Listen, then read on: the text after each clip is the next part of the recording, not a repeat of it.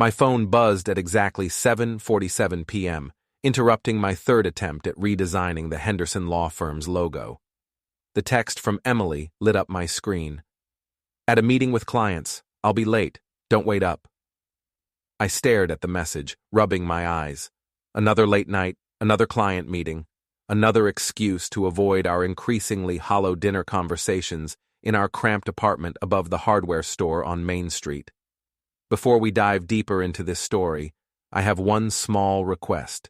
Please subscribe, drop a like, comment, and hit that hype button to boost this channel so more people can discover these incredible Reddit stories. "Does the client like my shirt?" I typed back, then deleted it. Too sarcastic, even for me. Jake Morrison, graphic designer extraordinaire, reduced to talking to himself in a dying river town where everyone knew everyone's business. My phone buzzed again. This time it was Tyler, my best friend since high school and bartender at Russo's, the only decent restaurant left downtown. "Dude, check your messages. Now!" The first photo hit me like a sledgehammer to the chest. Emily, my wife of 6 years, laughing at a corner table I recognized immediately, her hand resting on another man's arm. A man in an expensive suit I'd never seen before. The second photo showed them leaning closer, her lips near his ear. The third showed their fingers intertwined across the table. The fourth showed them kissing. I sat back in my creaky desk chair, staring at the evidence of my marriage's destruction displayed in high-definition color on my phone screen. The man was everything I wasn't. Tall, polished, wearing a watch that probably cost more than I made in 3 months. My phone rang. Tyler. "Jake, man, I'm sorry. I didn't know what to do. They've been here 3 times this month." 3 times? My voice sounded strange, distant. "Yeah, always the same table, same routine. Tonight she introduced him to Monica as her business partner. Monica looked like she was going to throw up." Monica. Emily's best friend since college. If Monica looked uncomfortable, this wasn't some innocent business dinner. "Who is he?" I asked. "Victor Castellano, real estate developer, drives a Tesla, tips like he's trying to buy the place." I hung up and stared at the photos again. Emily's face glowed with happiness I hadn't seen directed at me in over a year. She wore the black dress I'd bought her for our anniversary last month, the anniversary dinner she'd canceled for a work emergency. My laptop screen showed the Henderson logo mock-up, half-finished. The irony wasn't lost on me, a law firm specializing in divorce cases, and here I was, apparently about to become their next client. I opened my email and created a new message. The recipients took me 10 minutes to compile. Emily's parents, her sister Rachel, her boss Lana at Pinnacle Marketing, Monica, our landlord Mrs. Chen, and for good measure, the president of the neighborhood association. The subject line read, "Meeting minutes, truth served cold." I attached all 4 photos, added timestamps, and wrote, "Emily's client meetings have been very productive. Unfortunately, honesty was the only client she lost tonight. Send." My phone immediately started buzzing with Emily's incoming calls. I turned it face down and walked to the window overlooking Main Street. Snow was beginning to fall, dusting the empty storefronts and broken streetlights that marked our town's slow end. Emily's car pulled up 20 minutes later. I watched her run through the snow, fumbling with her keys at the downstairs entrance. Her phone glowed against her ear, probably calling me again. I heard her footsteps on the stairs, then her key in the lock. Nothing happened. I'd changed the deadbolt while she was at her meeting. Jake, open the door. We need to talk." I walked to the door but didn't unlock it. "How was your client meeting, Em?" Silence. "Jake, please, it's not what you think." "Really? Because I think you've been screwing Victor Castellano for at least a month. Am I wrong?" The silence stretched longer this time. "I can explain everything. Just let me in, please." I pressed my forehead against the door. 6 years of marriage, 3 years of dating before that, 9 years of my life, and she wanted to explain it away in a hallway conversation. Your stuff is at your parents' house, I said. I dropped it off an hour ago. Front lawn, boxes and all. Your mom seemed surprised to see me. You didn't. Check your email, Em. Everyone else already has. I heard her phone buzzing, then her sharp intake of breath as she scrolled through the messages that were undoubtedly flooding her inbox. Jake, you bastard! You can't do this to me. I didn't do anything to you, Em. I just shared some photos from your business dinner. Very professional shots, actually. Tyler has a good eye. Her fists pounded against the door. This will ruin me. My job, my reputation. Should have thought of that before you decided honesty wasn't a paying client. The pounding stopped. I heard her crying, then her footsteps retreating down the stairs. Through the window, I watched her sit in her car for 20 minutes, phone pressed to her ear. Probably calling Victor. Finally, she drove away, leaving tire tracks in the fresh snow. I poured myself 3 fingers of bourbon and sat back down at my computer. The Henderson logo stared back at me, unfinished. I deleted the file and opened a new document. Time to update my resume. Jake Morrison, graphic designer. Recently divorced. Specializing in truth in advertising. The next morning brought a blizzard of voicemails, texts, and emails. Emily's sister Rachel called me a psychopath. Her mother demanded I return Emily's grandmother's china. Her father, surprisingly, said nothing at all. Monica left a voicemail that started with, "Jake, you asshole," and ended with, "But I can't say I'm shocked." That was interesting. I was nursing my second cup of coffee and ignoring the phone when Tyler knocked on my door. "You look like hell," he said, pushing past me into the apartment. "Thanks. You always know what to say." He surveyed the living room, noting the empty spaces where Emily's things used to be. "You really cleaned house, huh? Seemed like the right time for redecorating." Tyler sat on the couch and pulled out his phone. "You need to see something." He showed me Emily's Facebook page. She'd posted a long, rambling status about going through a difficult time and dealing with someone who couldn't handle her success. The comments were a mix of support and barely concealed gossip-mongering. "She's spinning it," Tyler said, "making you look like the crazy, jealous husband who couldn't handle his wife's career." I scrolled through the comments. Emily's work friends rallied around her. Several people I'd considered friends were notably absent from the supporters. "There's more," Tyler said. He showed me a group chat screenshot. Emily to her work friends. "Jake's been unstable for months, paranoid, controlling. I should have left him sooner." Unstable. I laughed, but it came out bitter. "Right. I'm unstable because I don't appreciate my wife's extracurricular activities. It gets worse. She's telling people you've been following her, checking her phone, making scenes at her work." None of which was true, but I could see how the narrative would play. The struggling artist husband, jealous of his successful wife, finally snapping and humiliating her publicly. My phone buzzed. A text from my friend Dave, who worked construction. "Dude, Emily's telling everyone you've lost it. Maybe lay low for a while?" Then another from Sarah, a mutual friend. "Jake, I don't know what's going on between you two, but posting those photos was really harsh." And another from Mike, who I'd known since college. "Bro, you need help. This isn't normal." I showed Tyler the messages. "She's good. I'll give her that." "What are you gonna do?" I thought about it. Emily was rewriting history, painting herself as the victim and me as the unhinged husband. Her friends were buying it, and mine were starting to question my sanity.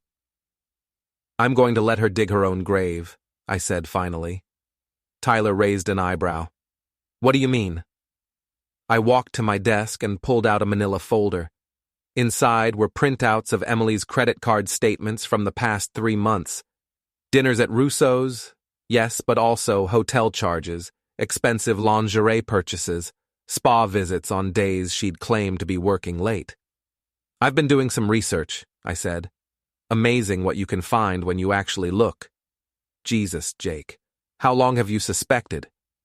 Part of me always knew. She'd come home smelling like cologne that wasn't mine. Her phone was always face down. She stopped wearing her wedding ring, claimed it was because of a rash. I spread the papers on the coffee table. But I didn't want to believe it. Stupid me, right? Tyler studied the evidence.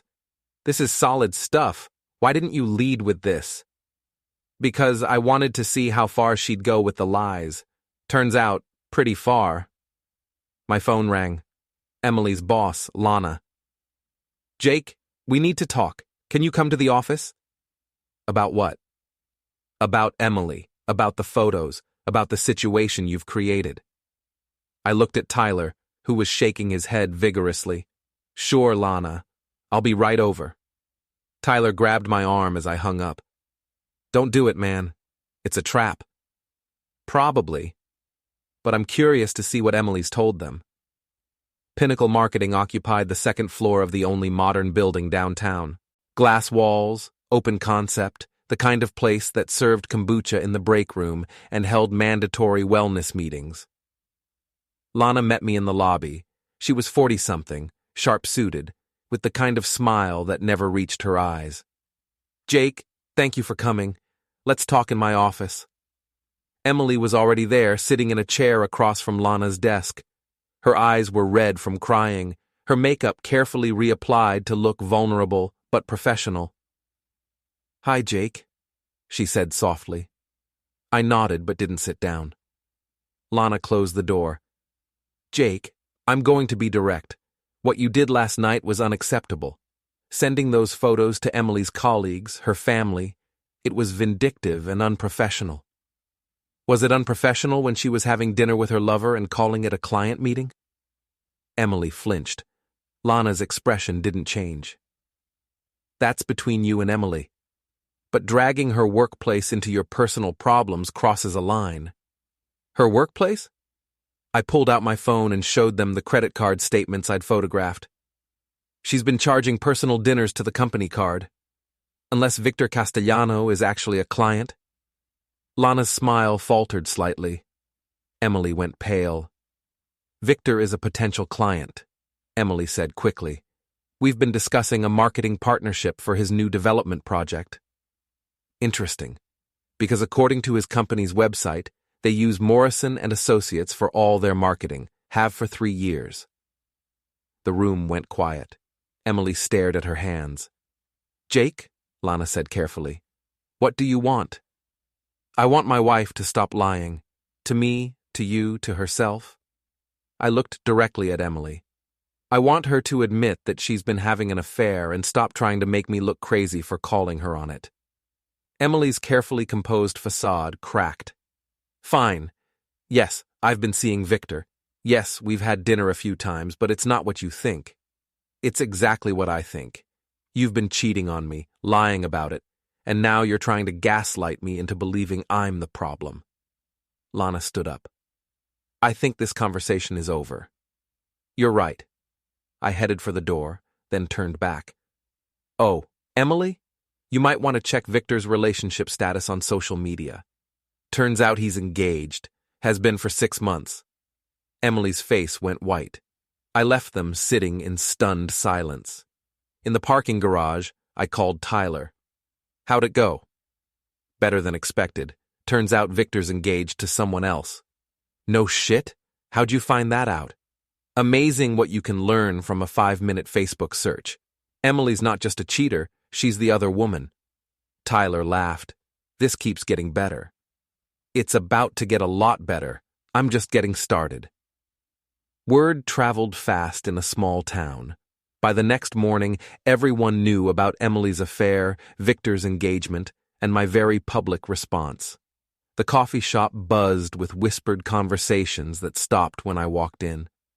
I ordered my usual and sat at the counter, pretending to read the local paper while listening to the gossip swirl around me. Heard Emily Morrison's been stepping out on Jake. That real estate guy? The one who's marrying the mayor's daughter? Same one. Jake caught them at Russo's and sent photos to everyone. Good for him. Emily always thought she was too good for this town. I smiled into my coffee. The narrative was shifting. My phone buzzed with a text from an unknown number. "We need to talk. Victor." I typed back. "Russo's. 1 hour. Come alone." Tyler was working the lunch shift when Victor arrived. He looked different in daylight, smaller somehow, less polished. His expensive suit couldn't hide the fact that he was nervous. I was sitting in the same booth where he'd been with Emily, a detail I'd chosen deliberately. "Jake Morrison?" He extended his hand. I ignored it. "Sit down, Victor. Let's chat." He slid into the booth across from me, glancing around nervously. "Look, I think there's been a misunderstanding." "Really? What kind of misunderstanding?" "Emily told me you two were separated. She said you'd been living apart for months, that the divorce was just a formality." I pulled out my phone and showed him a photo from our anniversary dinner 6 weeks ago. Emily and me smiling at the camera, her wedding ring clearly visible. "Does this look like we were separated?" Victor studied the photo, his face falling. "She lied to me." "About a lot of things, apparently. Did she mention that you're engaged?" He shifted uncomfortably. "That's complicated." "Is it? Because your fiancé's Instagram suggests otherwise. Lots of wedding planning posts, venue tours, dress shopping." I leaned forward. "Does she know about Emily?" "No. And she doesn't need to." "That's where we disagree." Victor's composure cracked. "What do you want? Money? I can pay you to keep quiet about this." I laughed. "You think this is about money? Isn't it always?" Tyler appeared at our table with a coffee pot. "Refill, Jake?" "Thanks, Tyler. Victor, this is Tyler. He's the one who took those photos." Victor glared at Tyler, who smiled pleasantly back. "Tyler, Victor here thinks I want money to keep quiet about his affair with my wife." "That's weird," Tyler said. "Why would you want money when you could have so much more fun?" Victor looked between us, clearly confused and increasingly worried.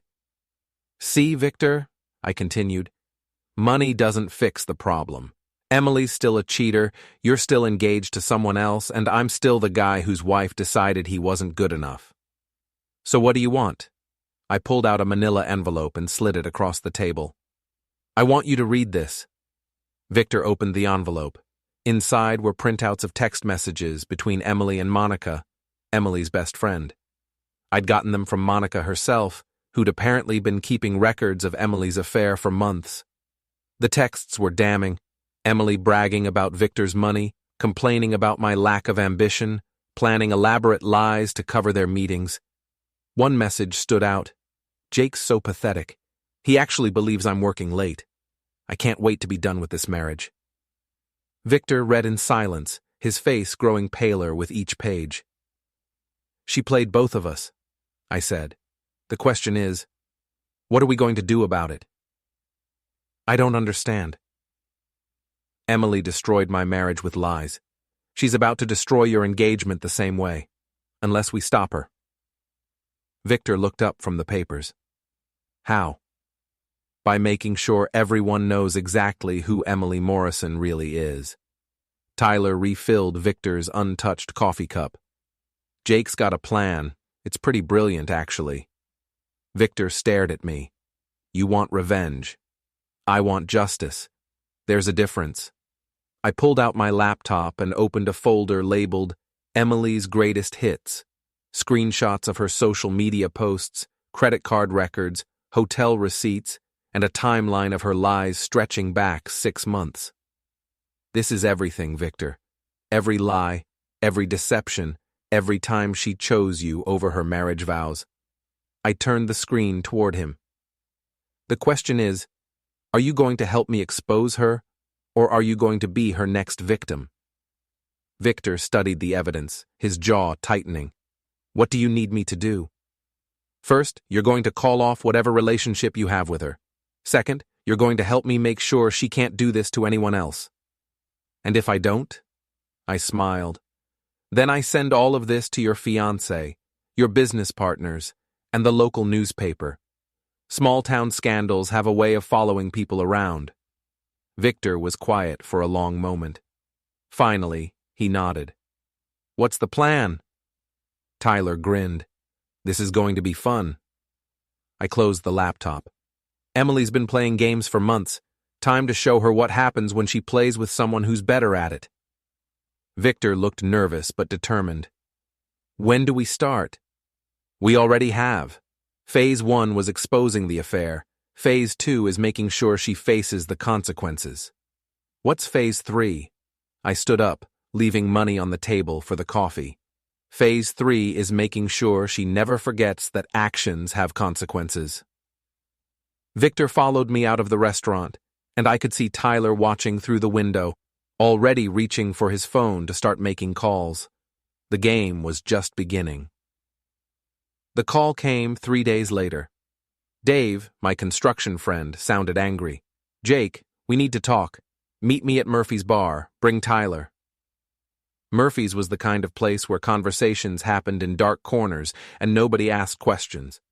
Dave was already there when Tyler and I arrived, sitting with Mike and Sarah, the friends who'd been questioning my sanity. Sit down, Dave said. His tone was cold. Tyler and I exchanged glances, but took the empty chairs across from them.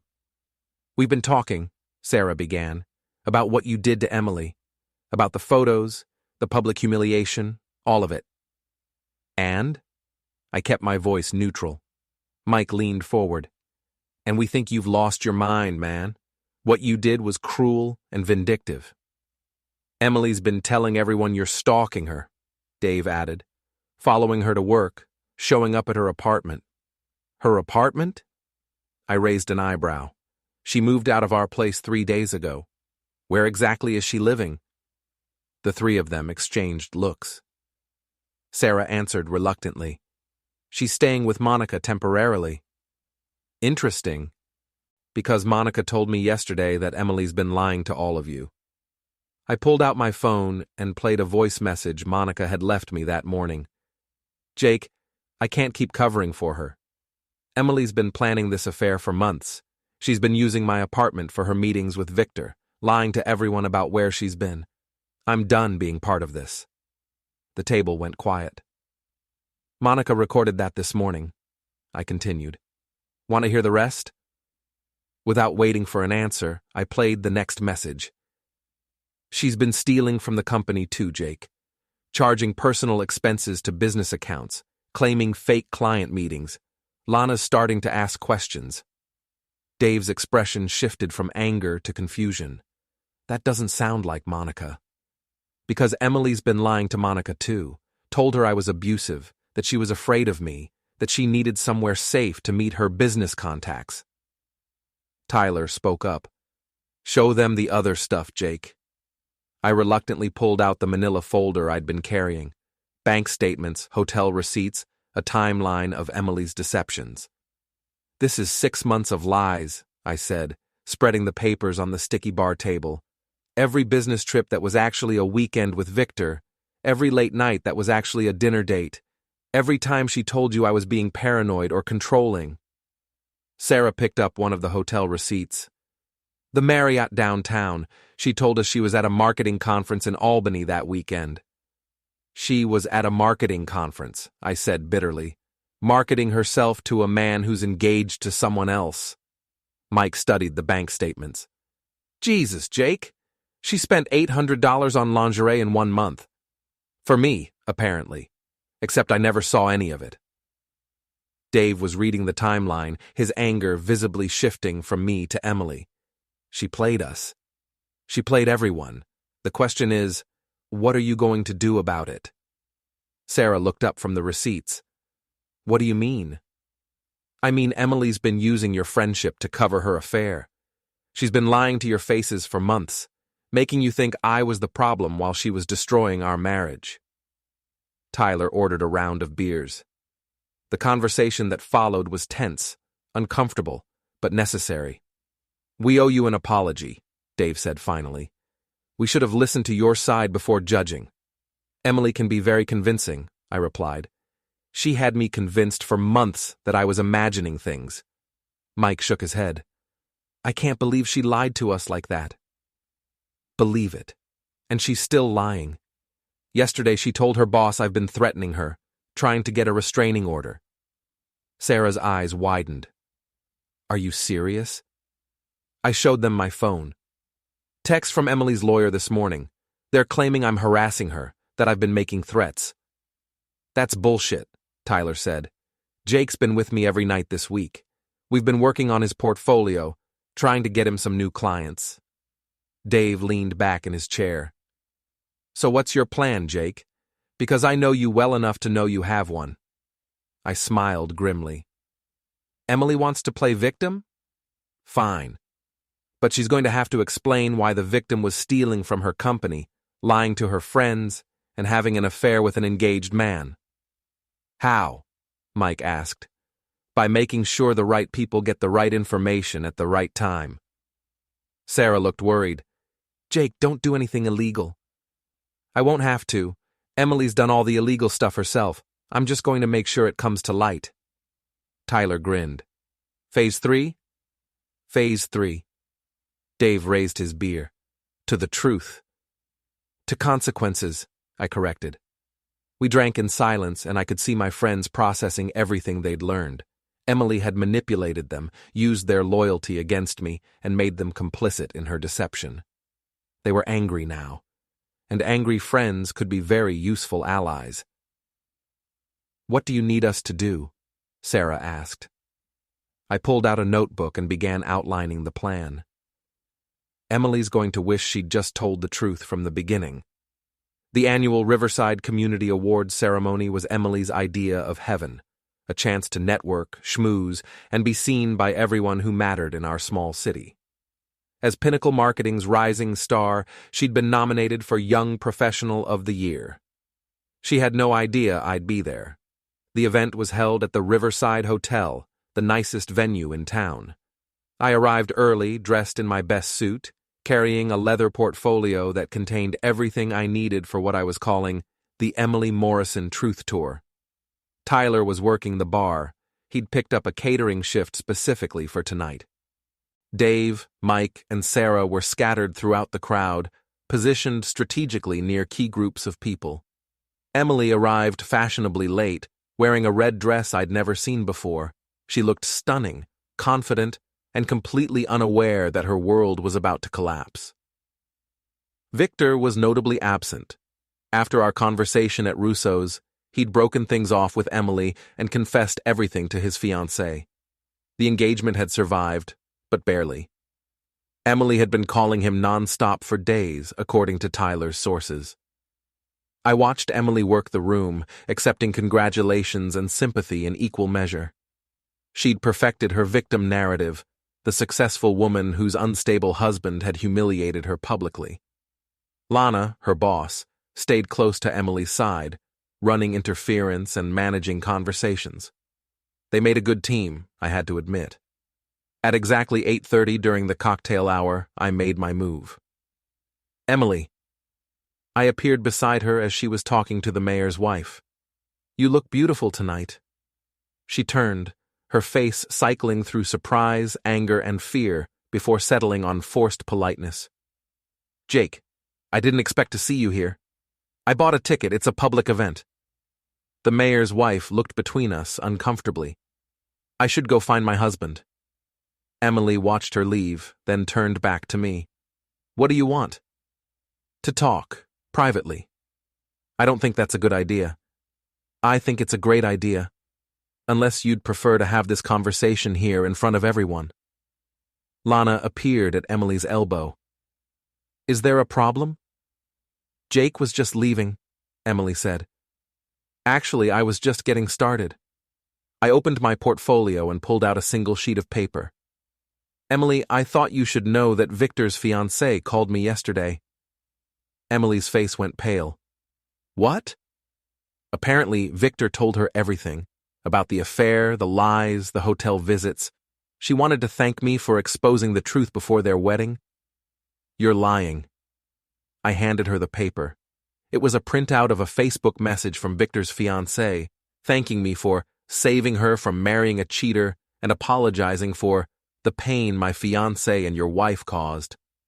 Emily read it twice, her hands shaking. She also mentioned something interesting, I continued. About the money Victor spent on you. Apparently, he used their joint wedding account to pay for your hotel rooms. Lana grabbed the paper from Emily's hands and read it quickly. Her expression darkened. Emily, we need to talk. Now. There's more, I said cheerfully. Monica called me this afternoon. She wanted to clear the air about a few things. Emily's voice was barely a whisper. What things? I pulled out my phone and played a voice message. Jake, it's Monica. I can't keep lying for Emily anymore. She's been using my apartment for her affair, stealing from the company, and making me cover for her with fake alibis. I'm done. I'm telling Lana everything tomorrow. The color drained completely from Emily's face. Lana looked like she was about to explode. That's not all, I continued. Dave, Mike, and Sarah wanted me to give you a message. I gestured across the room, where my 3 friends were standing together watching us. When Emily looked their way, they turned their backs on her in perfect unison. They know about the lies, Em. All of them. About how you used their friendship to cover your affair. How you made them think I was crazy while you were destroying our marriage. Emily looked around the room desperately, realizing that conversations had stopped and people were staring. Her perfect evening was crumbling in real time. Jake, please, she whispered. Not here. Not like this. You're right. This isn't the right venue for this conversation. I closed my portfolio and smiled. That's why I've scheduled a better one. What do you mean? I checked my watch. In about 10 minutes, everyone in this room is going to receive an email. A very detailed email about your affair, your theft from the company, and your systematic lying to everyone who trusted you. Emily grabbed my arm. You can't do that. It will ruin me. You ruined yourself, Em. I'm just making sure everyone knows about it. Lana stepped forward. Jake, if you send that email, we'll sue you for defamation. With what evidence? Everything in that email is true, and I can prove it. I looked directly at Emily. Can you? The first phone in the room buzzed, then another, then a dozen more. Emily looked around in horror as people began checking their phones, their expressions changing from confusion to shock to disgust. The email was comprehensive. Photos, bank records, hotel receipts, text messages, and a timeline of Emily's deceptions. Everything I'd gathered over the past week, organized and presented with the same attention to detail I used in my graphic design work. You bastard, Emily hissed. I'm the bastard? I'm not the one who cheated, lied, and stole. I'm just the one who made sure everyone knows about it.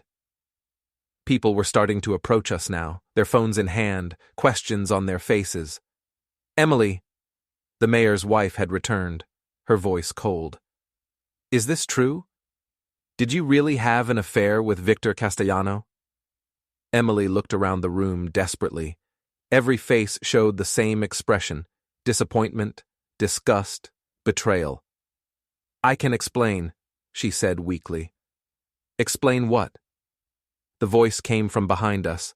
We turned to see Monica walking toward us, her face set with determination. Explain how you used my apartment for your affair? Explain how you made me lie to your husband? Explain how you stole from your company? Emily's carefully constructed world was collapsing in real time, in front of everyone who mattered to her career and social standing. Monica, please. No, Emily. I'm done covering for you. Jake, I'm sorry I didn't tell you sooner. Lana grabbed Emily's arm. We're leaving, now. As they pushed through the crowd toward the exit, Emily turned back to look at me one last time. Her face was streaked with tears, her perfect makeup ruined. I hope you're happy, she said. I'm not happy, Em, but I'm satisfied. Tyler appeared beside me with a beer. Well, that was dramatic. It was necessary. Dave, Mike, and Sarah joined us, watching as Emily and Lana disappeared through the hotel lobby. Think she'll ever forgive you? Sarah asked. I don't care if she forgives me. I care that she can't do this to anyone else. My phone buzzed with a text from Victor's fiancée. Thank you for tonight. Justice served. I looked around the room at the people who were still staring at their phones, processing the truth about Emily Morrison. Tomorrow, everyone in town would know exactly who she really was. Tyler raised his beer. To the truth. To consequences, I replied. We drank, and I felt something I hadn't experienced in months. Peace. Emily Morrison had played her last game, told her last lie, and hurt her last victim.